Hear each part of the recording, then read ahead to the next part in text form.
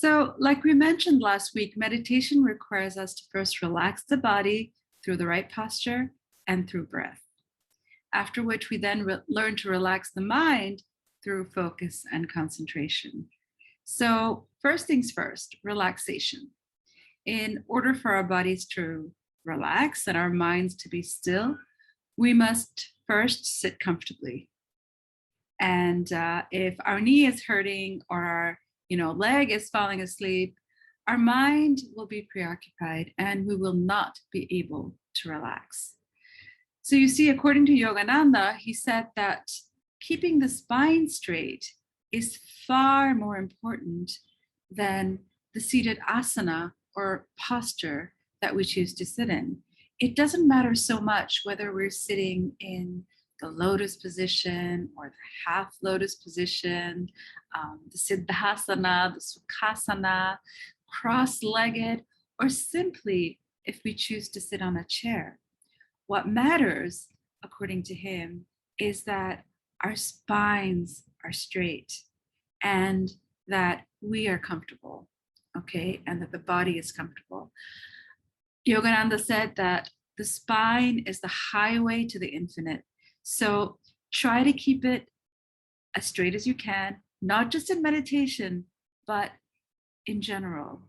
A straight spine allows the prana to flow unobstructed up and down the spine. A comfortable seated position allows us to relax the body, which allows us to still the mind. So if you're sitting on a chair, I invite you now to come towards the edge of the chair so that your feet are flat and on the floor and that your spine is tall. You can see the image here. You can see that her feet are flat on the floor and that her spine is nice and tall, okay? You want the spine to be tall again to allow for unobstructed energy flow all the way up to the brain, okay? And here her feet reach the floor, but if your feet don't reach the floor, you can fold a blanket and put it under your feet so that your feet feel firmly grounded, okay? If your spine is rounded, you can use a pillow as a wedge to tilt your pelvis slightly forward to relieve any pressure on the lower back. Here you can see that she's using a pillow to slightly tilt her pelvis forward, which is helping her to really straighten her spine and relieve any back pressure.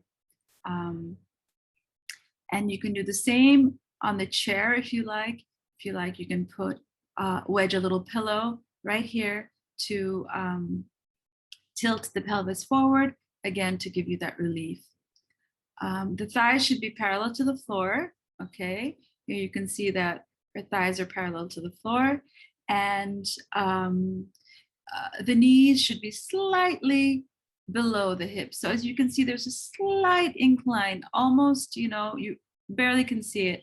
And over here also, you see the hips are here and the knees are slightly on an incline.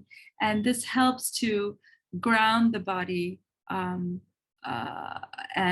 make it more stable so that you don't have to shift and feel restless during meditation, okay? The palms should be upturned in a receptive mode, resting at the junction of the thighs and the abdomen. And you should relax the shoulders back a little and lift through the heart gently. This helps to open the chest. And of course, you keep your chin parallel to the ground, allowing the flow of energy to move unobstructed to the spiritual eye. Now, if you choose to sit on the floor, you can choose to sit on a pillow or two pillows even to lift the level of your hips slightly higher than that of your knees. And use the pillow as a wedge, again, to tilt your pelvis forward, allowing your spine to be tall and straight.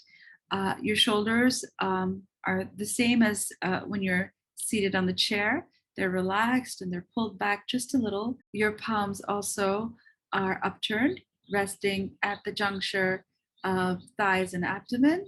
And your chest is open, your heart is lifted, and your chin is again parallel to the ground. Okay, so now that we're all seated comfortably, let's review the position of the gaze.